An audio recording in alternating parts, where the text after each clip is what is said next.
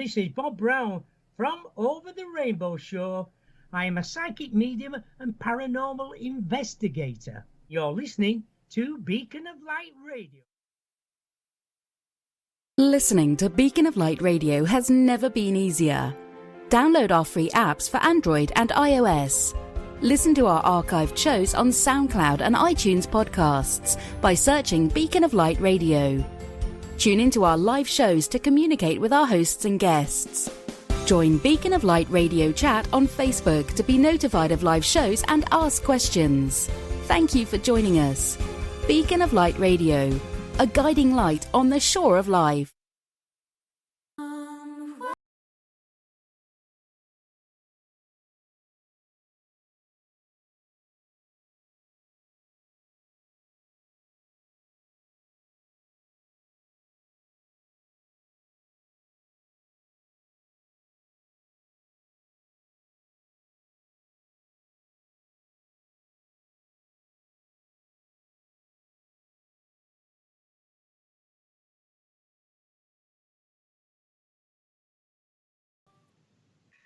Hiya everyone and welcome to Over the Rainbow Show with your host Bob Brown on Beacon of Light Radio at 3 p.m. Eastern Time, 12 o'clock Pacific Time and 8 p.m. UK time. And to all the listeners from around the world, you can go to Beacon of Light Radio chat on Facebook, or you can Skype me at Beacon Light Radio. Well, we've got a fantastic guest today. You know, we over the numerous weeks we've talked about UFOs, the paranormal, Bigfoots. Well, tonight we're going to talk about the paranormal. We've got a fantastic guest called Neil Cook. And Neil is a psychic medium as well, but he's gone into the paranormal. I think it's a great subject, and he'll tell us all about it shortly. So can we please welcome Neil Cook to the show? Hello, Neil. Hello, Bob, and a very good welcome to you all. I know it's evening time in the UK here, but wherever you are in the world, then blessings. I'm sat watching the full moon rise above my house as we speak. Fantastic. The blue moon. The blue moon, yes. That's fantastic. I know you're a medium. Why also, how did you get into the paranormal? Is it a paranormal investigator then? Well, I do call myself a medium, but my partner says I'm an extra large. But the paranormal world has always incited me. It's always made me inquisitive. And I think my only favourite subject at school was history anyway. And I always see the paranormal world as a big history lesson for us, no matter what questions you might ask about a location, a place. You'll always find that the spirit world at this this location will always give you that history lesson. They will. You know, many a question, what people always ask me and others, how did you get to be a medium? How did it all start? Well, I genuinely believe we're all born with a gift. We've all got that intuition, which is the main gift, the sensory. And the older we get, some of us lose that ability to connect to spirit. And you always hear about that child with the imaginary friend. And they actually say that 35% of children under the age of 6 see more ghosts than any other person. And this is because that part of their mind is still wide open. There's no clutter in there. It's not full of car payments, mortgage payments, girlfriends, boyfriends. It's just wide open. And this is where the spiritual gift is more stronger in our body than any other time of our life, I believe, if that makes sense. So it was something I was born with. Many people are, and it kind of you lose touch of it for a while, and the maturer you get, you then start coming back to it. That's how it was for me, Bob. Did your family were they always behind you? My mum was. My mum was the good old-fashioned clairvoyant, the lady with the teacup looking at the tea leaves, and she was more clairvoyant than anything else. She didn't really connect to spirit more than she did with the clairvoyant side of things. And there would always be a day where she told us something was happening. And I'm not talking about premonitions. I'm just talking about things which were really connected with ourselves and our family. And she could just see a few days ahead of everybody else. And she always knew what was around that corner. She did. Ah, right. You talk about your spirit guide, Phil, my Texan cowboy. Yes. I connected with my spirit guide. Let me think now. I'm 21 years of age. I wish. I'm nigh on half a century old, and at the grand old age of 27, when my daughter was born, I think the birth of my daughter made me turn from a boy to a man, which it very much does with most young males. And this is when I started to focus more on the spiritual gift which was there. And this is where I focused on trying to make these connections. And my mum always told me, and I'll put it in a different concept, because when I was young, we didn't have the internet and PCs and computers, but she was basically saying that your spirit guide is your firewall, and you wouldn't switch a very expensive PC on without that protection of a antivirus software. So therefore, you should never open yourself up into spirit and the paranormal side of things without that firewall around you. If that makes sense to you, Bob, then our spirit guides are that firewall. Those are the people who are protecting us. They are. Yeah, I know what you mean. Yeah. Tell us about this GSI Paranormal and yourself. How did you form the team? Right. Many moons ago, I met my fiance. I was hosting a spiritual night at a local pub, not too far away from here, and it was a paranormal evening as well. And my now partner was there as a guest. We hit it off from the start, and with respect, you could say I put the willies up her, and we went from there. Our relationship started, and my partner was very much big into the paranormal scene, but only as a customer, if that makes sense. Wherever there was an event taking place, you would go along. Now, one night I was hosting an event at a local air museum not too far away from here. And we looked around ourselves, and we were some of the guests who paid good money to come to this event.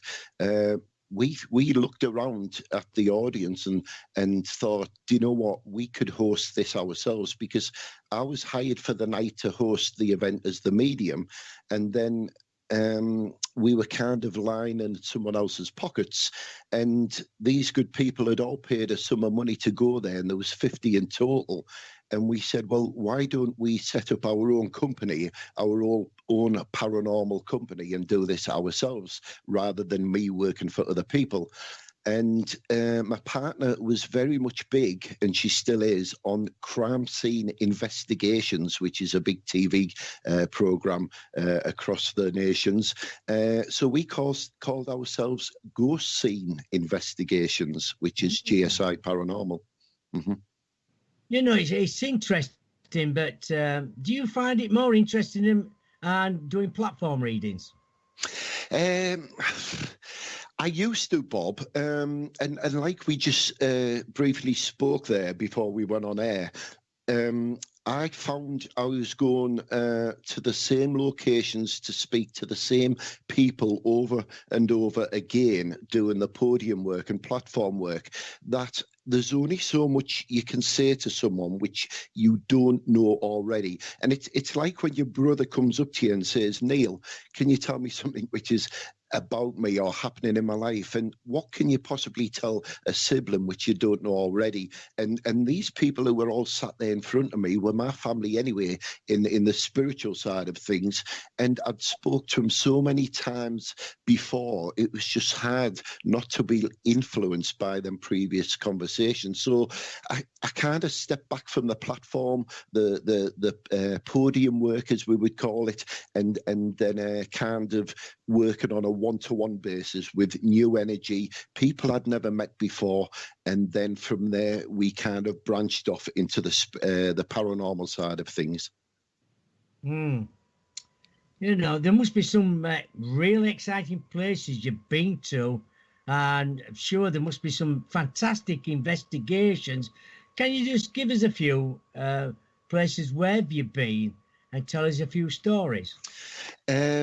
Some of the places we've been to have actually been televised. We've had a film crew going around with us over the last couple of years and documenting some of our work, not only as GSI Paranormal and myself, but with other good big leading teams which are out there in the paranormal field. One of the really good places I went to was a place called Broome Castle. Now it sounds like the sweep and brush broom, but it's not spelled the same way, and it's in Penrith, which is Cumbria, and it's a very old Anglo-Saxon castle and church which is there, and we had some really amazing connection with spirit and everything paranormal there. There's so many places where we've been to. There's just so many. Let me think. There's a place in the UK, and it's in a town called Gainsborough, and it's called the Old Nick Theatre. Now, this location used to be a courthouse and police station, and it does go back to the late 1900s, and this is where the old style policing and court, everyone who was who'd committed a crime or treason or something else would have been dealt with, but the olden days way. So the residual and intelligent energy which is attached to this location, not only what's playing on a loop as a stone tape theory, but your actual paranormal which is willing to connect here. I think that was kind of right up there in my top 5. It was this location, because not only did you have the trauma side of things, but you had the spirit wanting to tell the story that it wasn't them, they didn't commit the crime. But way back then, the judicial system didn't work as good as what it does now, or maybe it's the other way around. But anyway, yeah, I would say that was one of the best locations by far it was. Can you tell the listeners what you use to go on a paranormal? Do you use any material? Do you use spirit boxes or anything like that? Yes, I often get asked what is the best equipment to use whilst being a paranormal investigator. And I would suggest yourself and a camera, because what you witness as yourself through your own eyes and hear through your own ears, the camera will back it up.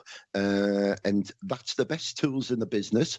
And then there's 101 items you can use in the field of paranormal. If your listeners who are listening in tonight, these good people have watched these big programs all about paranormal, your Ghost Adventurers, your Most Haunteds, and the programs like that, then there's some really sophisticated equipment out there.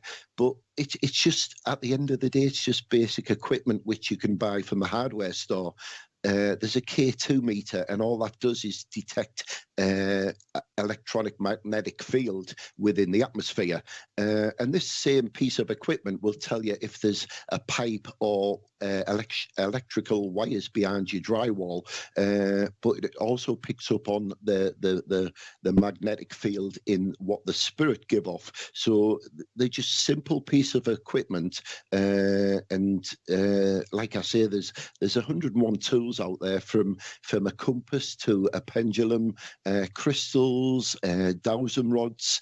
then you can go a little bit further up the field to the Ovilus electronic device, which is a voice bank, and you will be using the white noise from spirit to try and manipulate what voices this item does generate. I will say, Bob, we're not a great lover of the spirit board, or the Ouija board as it's known as, and that's because it can be manipulated, and you always find that if a connection comes through from the person who's on the board, then they kind of know the answers anyway, don't they? If it's a grandma and if it's a granddad or a sibling and they're asking certain questions, they pretty much know all them names anyway. So we're not great lovers of that, and I don't say that it's not a good tool to have, but it's just something we tend not to use. We don't.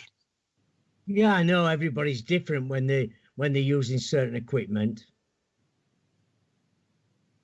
Yes, they are. But yes, there's so many things you can use for the paranormal. Just a simple thing like a piece of paper with an upside down glass on it, and then you draw around the glass.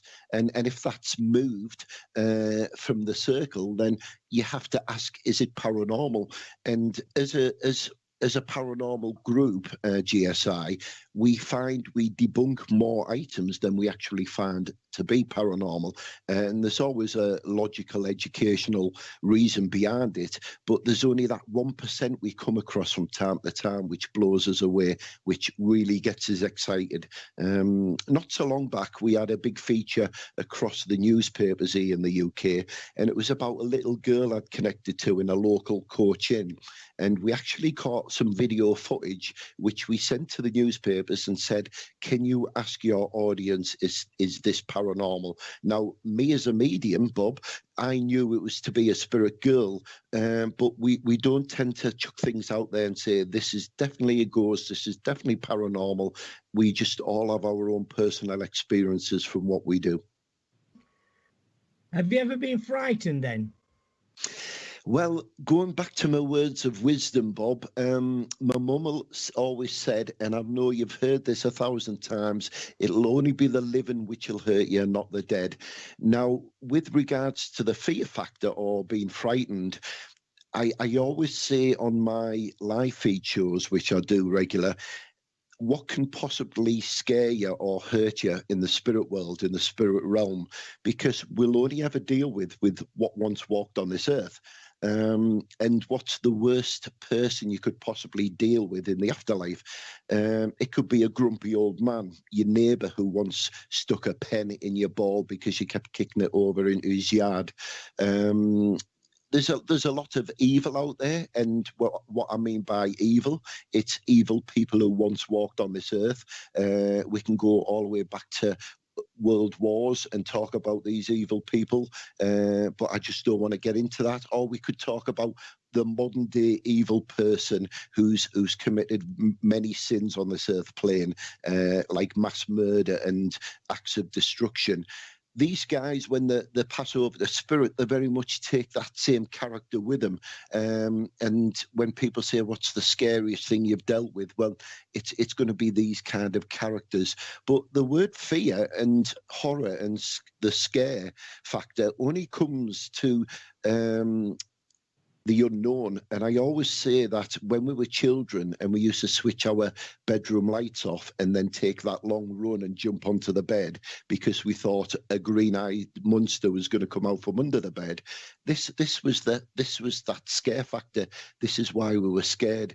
And it's the unknown which scares the majority of people. So when you're walking around a very dark, dank, scary place like a castle, which goes back to 16th century, it's that fear factor of what's behind the next door, what's behind the next corridor, and this is where fear comes from. It's just the unknown.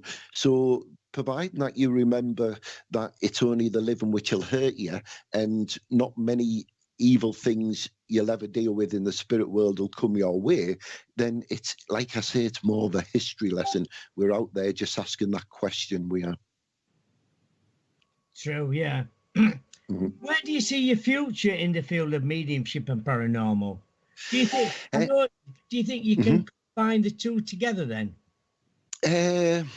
Well, yes, in a sense, because like I said before, there was some very big shows back in the early days, which not only was hosted by a renowned medium like you people like Derek Okora, which is a very much known international medium, and then after that medium did the walk around and told everyone in the room where spirit was and who they were, then the paranormal investigators then went off to actually go and search on the findings, what the medium found.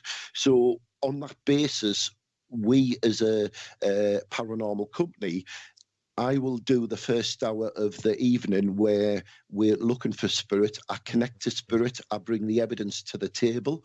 And then the people who've come along with us will actually go off with them names rather than stand there with a little gadget in the hand and its little graph is going up and down and they're shouting, who's there? Is there anybody there?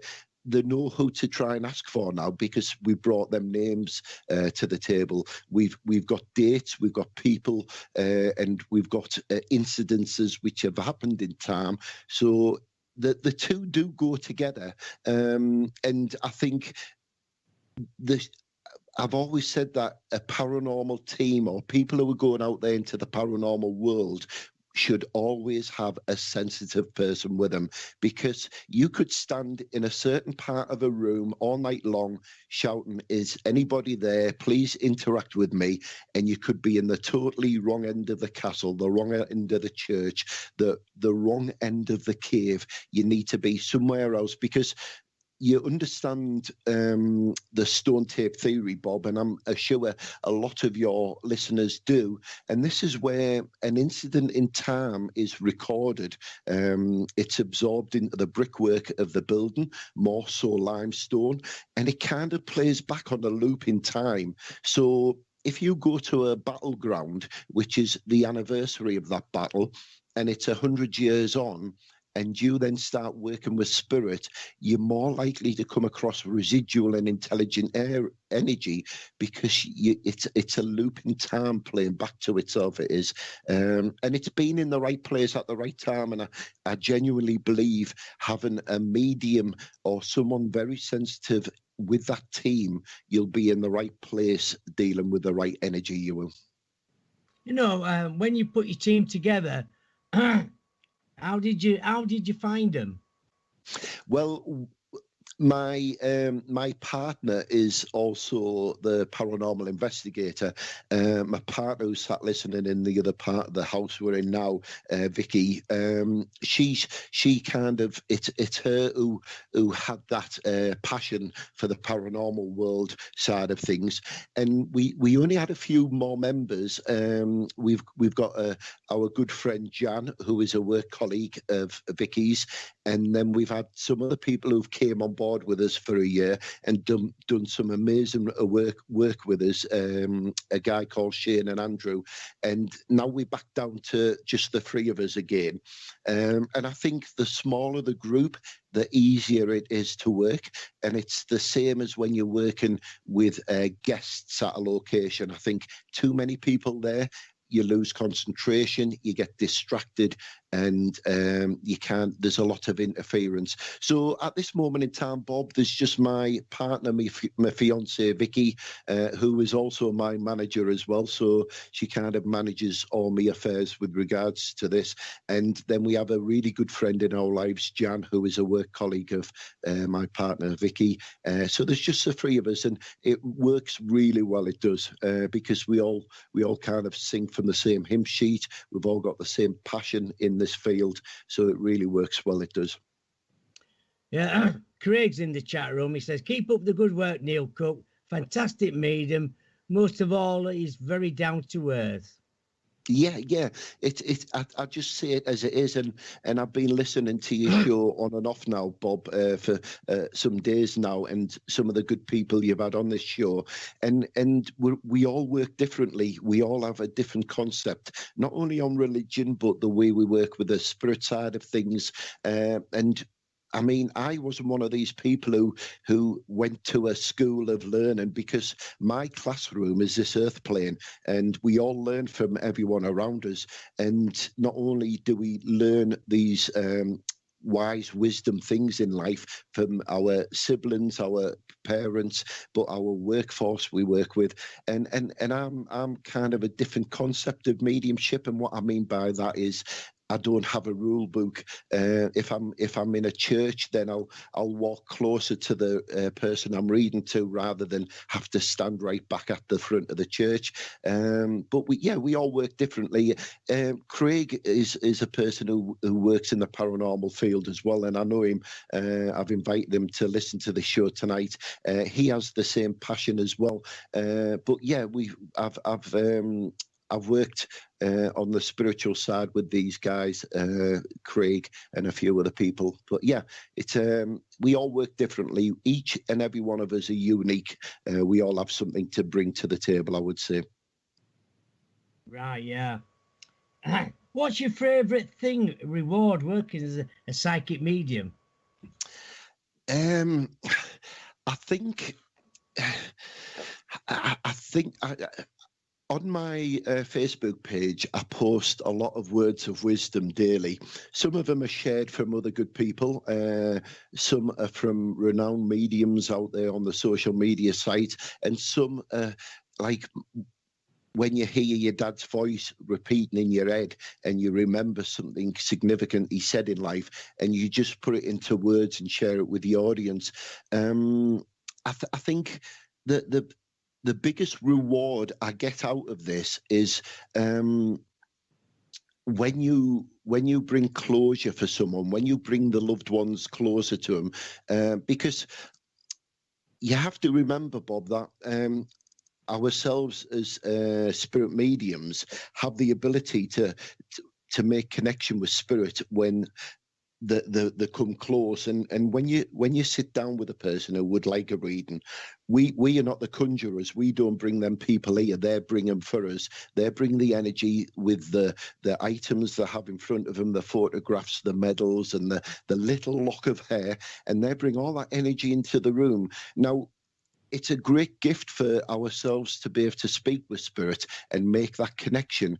But I think the biggest reward is you have to remember that spirit can't connect to everybody. And as much as someone may want to speak to their loved one in spirit, you have to remember how much spirit wants to speak to their loved one. And that must be so frustrating as well, because we are that communicational device. We are that telephone box for them. Spirit will use us as the telephone receiver, and we'll then pass that message on to their loved one. And as much as that one person really wants to connect to their mother in spirit, it's a bigger gift to allow spirit to connect to their loved one here on this earth plane. So I think bringing both worlds together and making that connection is one of the most rewarding things to do as a sensitive person. You know, you write a bit of poetry, don't you? Yes, I do. Yes, I do. That's, I think in poetry, I think it's like writing sometimes. If you write something, sometimes it does make sense and it goes. Did you find that easy, writing poetry? Poetry, believe it or not, my mum used to write poetry, and she wasn't some great philosopher when it came to writing poetry. It was just little free paragraph sentences, which all made sense. And my mum was always emotionally charged when she written this poetry. And although I'd wrote some in my early days when I was a young teen, I was emotionally charged then. I'd just left home. I'd moved to London, the city in the UK, and I'd stepped out into that big world, and I was putting it all on paper. And I just found that it just came. It wasn't the best poetry. I don't think I could have a book published on the basis of what I write, but I did find that it was liked by many, and it was a really, really well put together. Now, when I lost my mum and dad to spirit not too long back, I found that my poetry, or my poem, should I say, came a lot easier. And it was always when I was emotionally charged. So if something upset me in life, or something kind of angered me in life, it was easier to put it all on paper and pen it there than then, rather than just sit there one day when you're nice and relaxed and try and put something together. So it came easier when I was, like I've said, emotionally charged. But yeah, I've wrote some classics, the only classics in my eyes, but I do share them with social media. I have a lot of comedy in me, and I take after my father, and wit and humour, and a little bit of Chubby Brown. And for people who don't know Chubby Brown, he is a great comic comedian from our part of the world. And with regards to the afterlife, Chubby Brown once said, "When it's time to go, Neil. But if it's the bus driver's time to go, why the hell should you go with him?"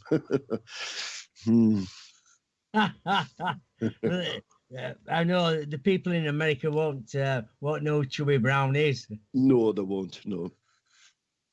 But it's exactly that. It's exactly when your time's up on this earth plane, it's your time, isn't it? It's we don't choose our we don't choose. No, let me rephrase this. Prior to carnating into our bodies, I believe we choose our life path, our parents, our siblings, everyone who's going to be involved in our life. And then when we here on this earth plane, we have no recollection of this unless we go to past life regression. So we just live out our destiny and follow this life path. And whichever fork in the road we choose, I believe it's influenced by spirit, our guides and loved ones who are in the spirit world, and we just take each day with faith and keep walking along this road, and referring to the humour side of it. When it's time to go, it's time to go, but we do not know that time. We have to live each day as a special occasion. And what I mean by that, Bob, what I mean by that, to these good people who are listening, if you've got your favourite perfume or aftershave, don't save it for a special day. Wear it every day. If you've got a favourite dress or suit, wear it every day. If there's something you haven't done and it's worth doing, then you need to do it, because you never know when your days are up.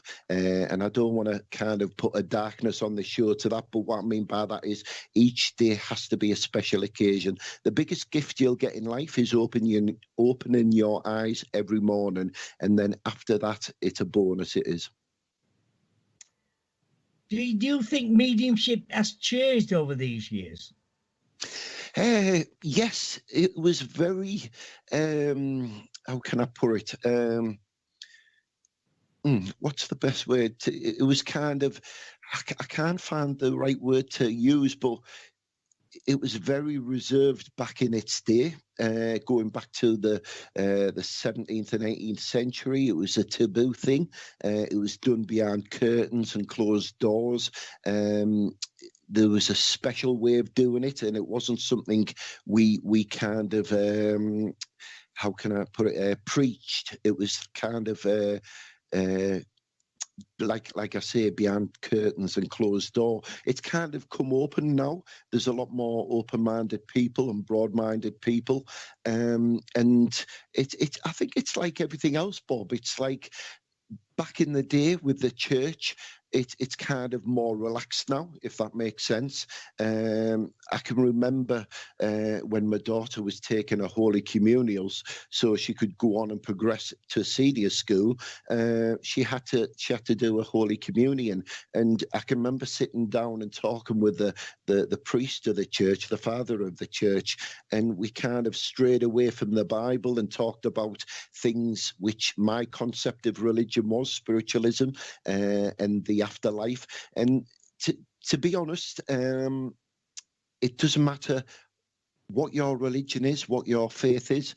We all head towards the same goal, and that is that light. There's a famous guy who talks on YouTube channel, and he once said that God is big enough for every religion. It doesn't matter what your religion is. We all have the same God. We all have the same person. He just has a different name, but we all follow the same biblical terms. If you were to put all the Bibles together from each religion, they would all read the same. I dare say on each page, it would read the same story. Ah, yeah, that's true. Yeah. Because we all work in different ways. Yes. Most mediums do. Some do meditation, some open their chakras before they go out there and give messages. How do you prepare to go on stage? I do my meditation. If it's to work on a stage, or if it's to work as a spirit medium for a paranormal investigation, then I'll kind of cleanse myself during the course of the day. I'll empty my mind of the jargon and the junk and everything which is kind of built up, the clutter. And now I do a lot of this with music, and it's not panpipes and it's not some choir singing in the background, but it's actually a person who's inadvertently helped me through my life to date. And this person is a famous pop star who unfortunately is past the spirit, and that is George Michael. Now, there isn't a person on this earth plane who hasn't heard of George Michael, the famous singer. Unfortunately, we lost him to spirit two Christmases ago now. Now, every song, I don't know if you've done this, Bob, but sometimes a song comes out in your age and years, and it's if though it was written for a certain part of your life way back then. Does that make sense for you? Yes, it does, yeah. Yeah. Well, although I didn't get into George Michael until his solo album, which was Faith, and then as he started writing for himself and no one else was pulling his strings, he wrote all about himself and his life's qualities, his skills, the things he's learned, the experiences he'd had, the heartache, the hardship, and everything else. And every one of the songs he kind of wrote, I felt he wrote them for me. And there isn't a song I can listen to which won't take me along my timeline in my 50 years on this earth plane, where it'll fit in somewhere in the 80s, in the 90s, in the noughties and present day. So I use, believe it or not, George Michael for my meditation. And it's easy listening. It's not hard rock. It's not hip hop. It's not pop. It's kind of a selective kind of music, I believe, for myself. And his good spirit helps for me on my journey on this earth plane. It does. Well, that's well, who inspired you in the world of paranormal? Who inspired me? One of the people I was following through my life was Derek Okora, James Van Prague. These are the two main people who I kind of were watching in my early days of mediumship. And although I've always been a sensitive person, I didn't pursue this until around, I think it was my 27th birthday, around that time when my daughter came into my life. And it was then I kind of was allowed to focus on this because without digging too deep in my past, I was kind of suppressed from things I wanted to do. And it was this time in my life, whether it was meant to be then, but it was what I started to pursue.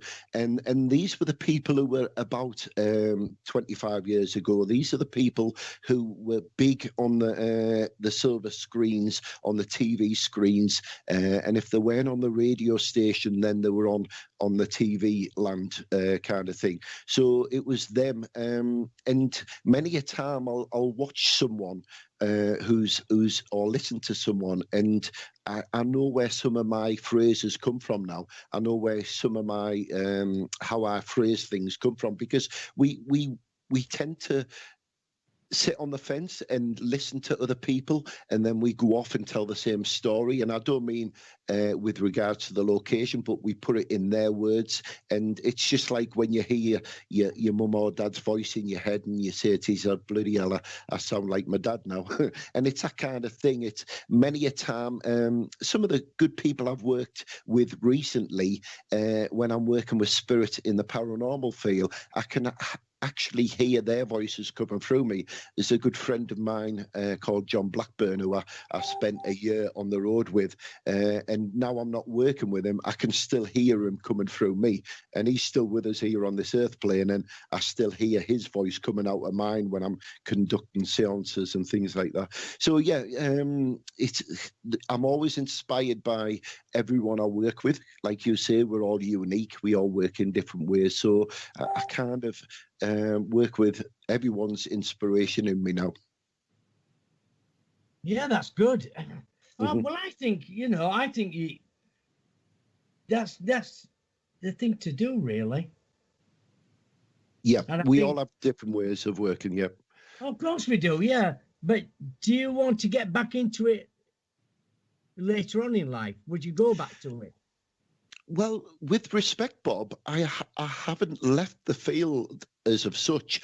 All I've done now is step back from the platform work and the podium work. As the people in my circles now know that I'm very much still a spirit medium, and I'm out there. We're still doing private investigations to locations where it's not a paranormal event. It's more of a person who has things going bump in the night in the house where they live. And the good thing about that, Bob, is you get there and these people are saying, do you know what? I can hear noises, doors banging, voices coming from this hallway.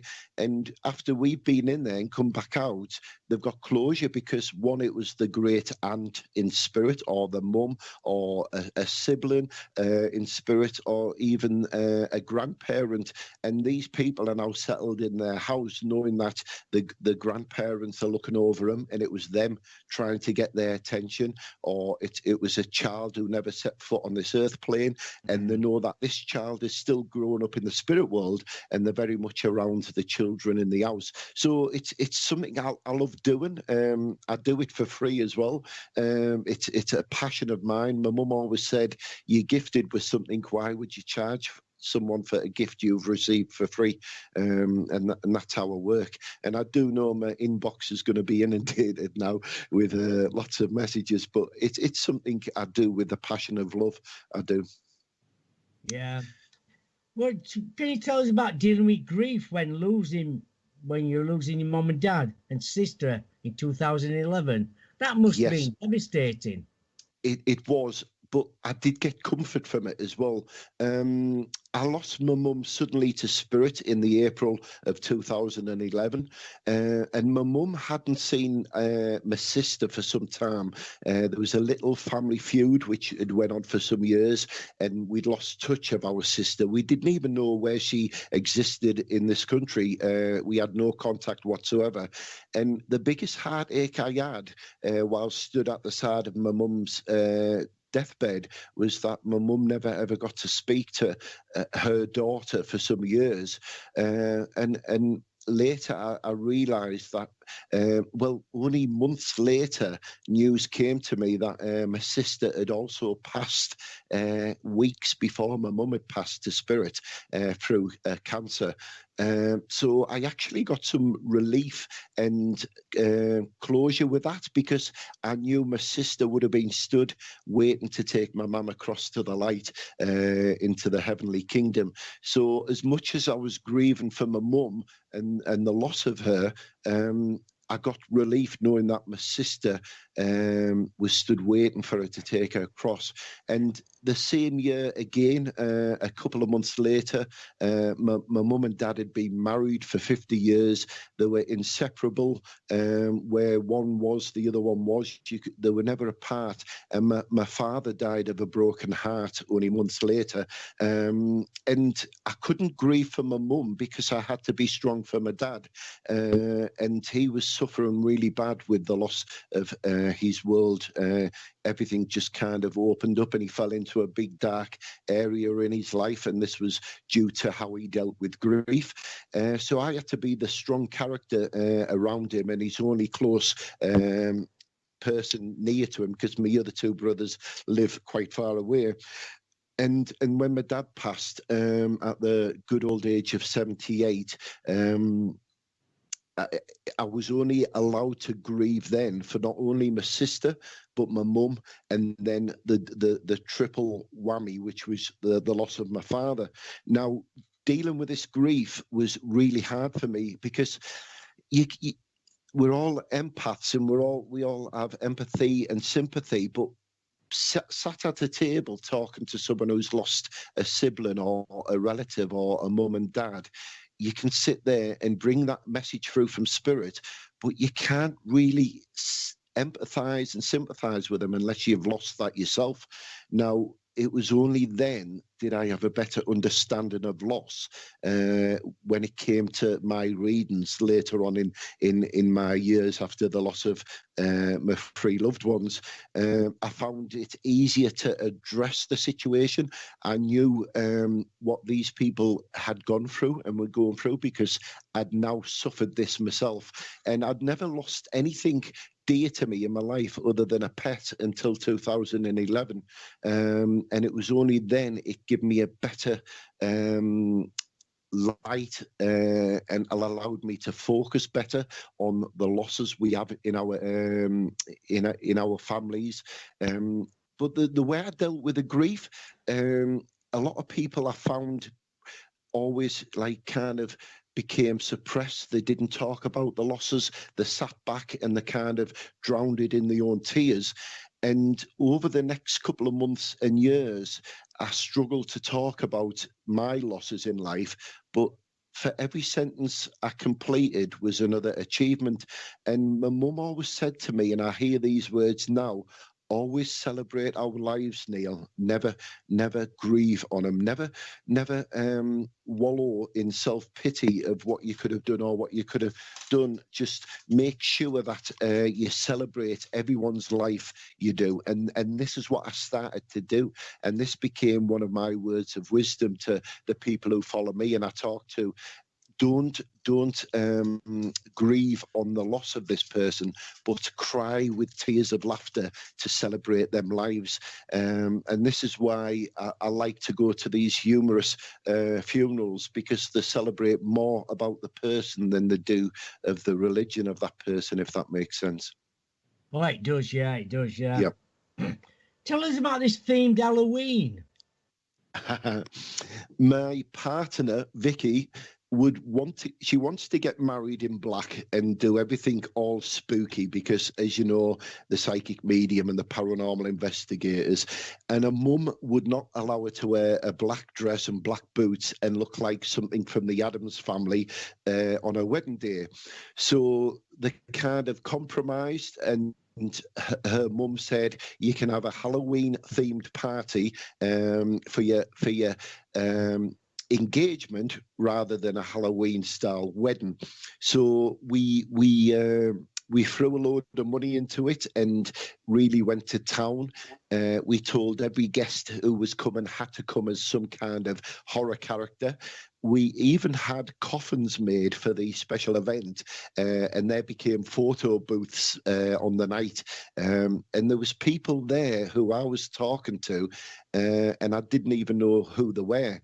But the next couple of days later, or the weeks later, I actually found out I was talking to dear friends of mine and work colleagues of mine, and I didn't even know they were there because they were so well dressed. It was really well put together, and everyone really spent some money on the outfits and the makeup and everything else. And even my own brother was there, and I had to lift his mask up to make sure it was him. That's how it was well put together. But yes, it was a really good night.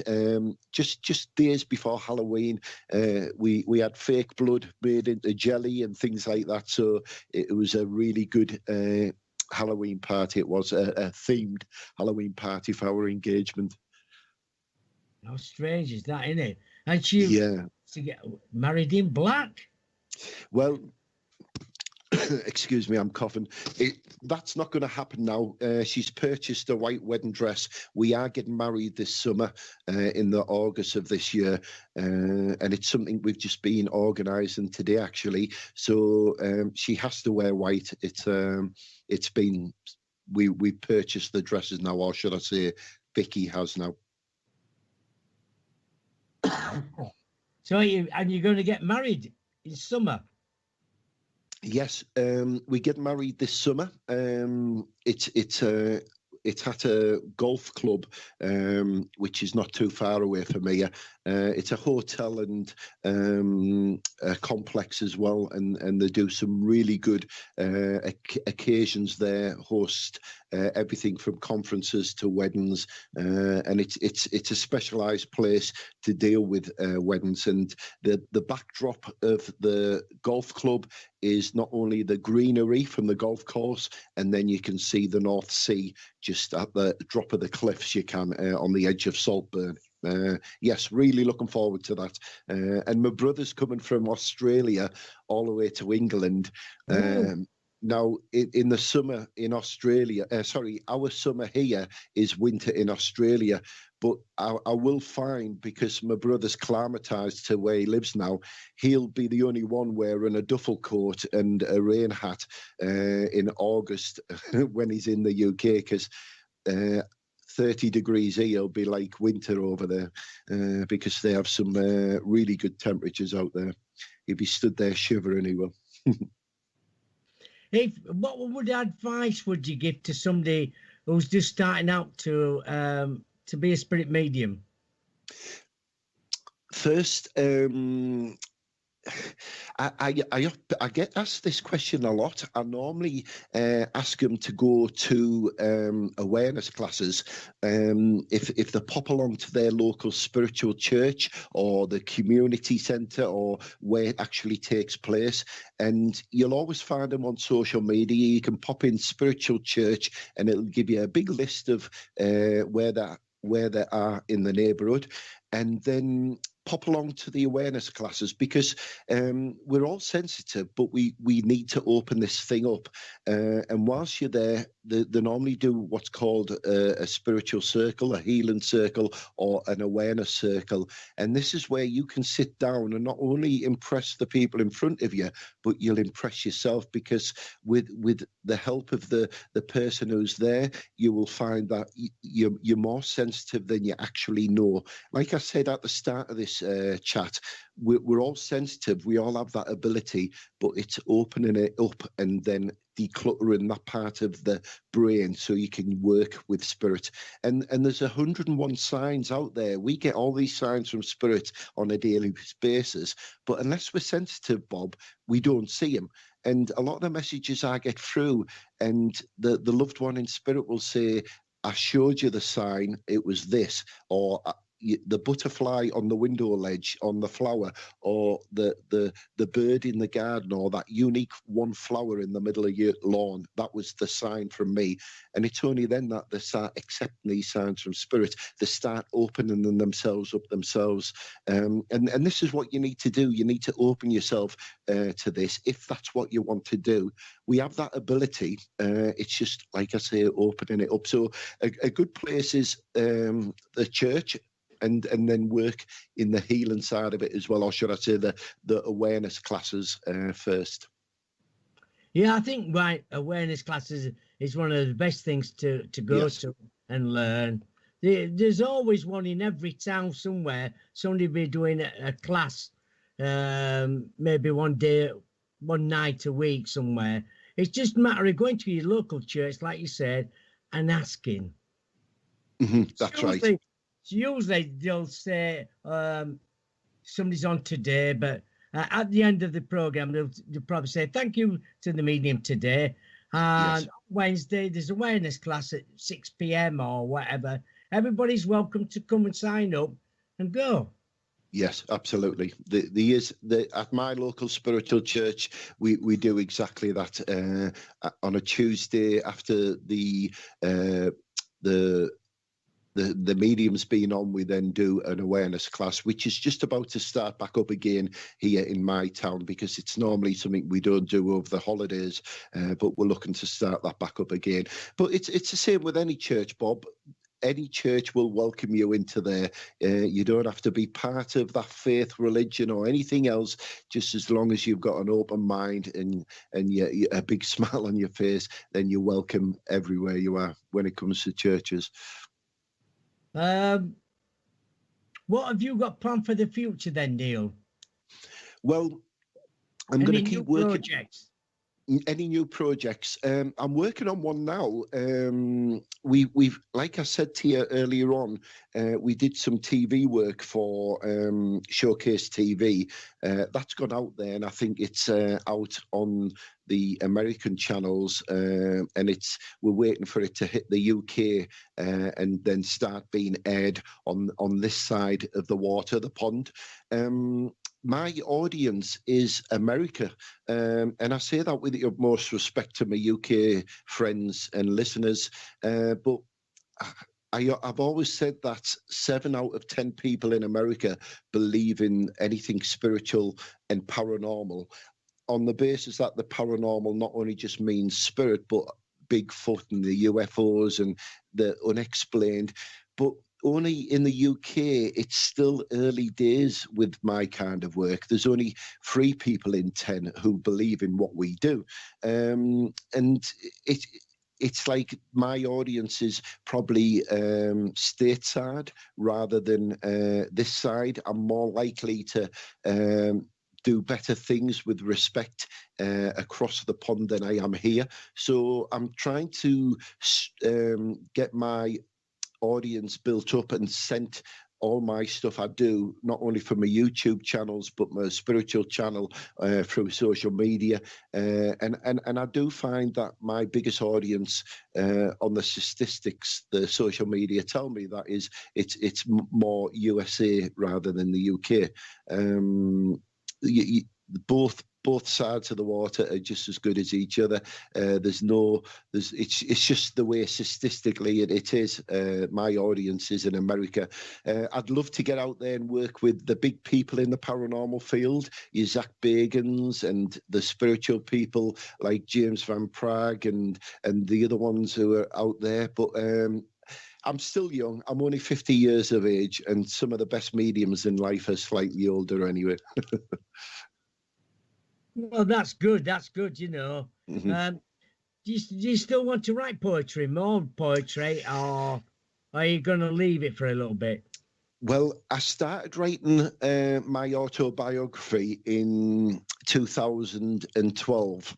And up to now, every chapter I finished, I've had to rewrite because so much has happened in the last 6 years of my life. Some of the things I've had to delete, they've been deleted out of my life if it hasn't been past relationships or where I was going with my future plans. So what I was thinking of doing is the bits I've deleted, I think I'll stick a poem in that paragraph and kind of fill up the book with a bit of my words of wisdom, my life's experiences, not only about myself, but other things. And then the rest of the book, I'll probably fill with poetry. But at this moment in time, and 7 years on into trying to write my autobiography, Bob, I think it'll only be 5 pages long so far because I just, it's going to be one of them little books you used to get at school made of cardboard, and each page was like 5 millimeters thick, and it's going to be a pop-up book because up to now I'm sick of rewriting each paragraph because something else has changed on my life path. But yeah, it's maybe I'll have it published for the day I'll leave this earth plane, and then they've got something else to remember me by, and not just my voice. Oh, that's good anyway. Yeah, and I'm sure there'll be lots and lots and lots things new coming your way. Travel, yeah, I can see you traveling anyway. Yes. I am aware of that, and I don't just mean in my caravan, but spiritually and my life, what Spirit has planned for me on this life path, and some of the projects I'm looking into now to pursue as well. I can see myself, if I don't do anything else but just be myself, I'll go a long way, I think. I can see you doing some exorcist work sometime. Right, okay. Look into that, because they're saying he needs to be aware of that, because I think you're good at that. Yes, we've done a lot of house clearances with regards to moving spirit on, or kind of reducing the noise in the house, but anything more sinister than that. But it's something I would consider. I'm very strong relationship with my spirit guide and guides, and I think if everyone had a protection as much as I've got for my Texan cowboy, then we'll never ever come to any harm, because in the last 25 years of my life, I've never really felt a physical attack from spirit or the universe as of yet, but I did know prior to my connections with my spirit guide, I put all my life's problems down to this, and until we kind of built that relationship and rapport with each other, we're now finishing our sentences. That's how good the relationship is. It's funny you're saying that, because Spirit just said he'll never shoot his gun at you. He won't. I think he's shooting blanks now. He's our days working together in a previous life path actually ended in a shooting match, and unfortunately we both fell from our horses onto the prairie, and we both lost our lives together, and obviously he's been assigned to on this life path for me, and he's here as my protection. And I would like to think that at some point when I take my trip to Spirit, then I'll come back and do the same thing for him when he carnates into his new earth plane body, and start his journey on his new life path. Oh, but that's good anyway. We've about just come to the end of the show. It's gone so quickly. It has. It's been absolutely wonderful talking not only to you, but looking at these amazing comments here on this chat as well. Thank you, everyone, for listening to my voice, and I wish you all well. Oh, that's fantastic anyway. And as soon as the archives are finished of the show, we will send you the recording of the show, the archives of the show. Awesome. So you can listen to the show yourself later anyway. I get tired of listening to myself. Well, you've got that voice, haven't you? As they say, you know, because a lot of people in the States always think I'm Scottish, and then and because you've got a Geordie accent, you know. Yes, it's the equivalent of ant and deck. Yeah, but they won't know who that is. Anyway, no. Thank you so much, Neil. And thank you, Bob. Thank you to everybody in the chat room today. On Friday's show, I've got Scott Marlowe. We'll be talking about cryptozoology on Friday. So that'll be a fantastic show. Next Wednesday, we've got a local band from Briglington called Alice in Thunderland. They're a rock band, and they're absolutely fantastic as well. So they're next Wednesday at 8 o'clock UK time, 3 o'clock Eastern time. And it's same on Friday, 8 o'clock UK time, 3 o'clock Eastern time for Scott Marlowe. Thank you again to everybody in the chat room. Thank you to Jenny for being the producer of the show. Good night and God bless from the UK to everyone. Good night, everybody. Good night.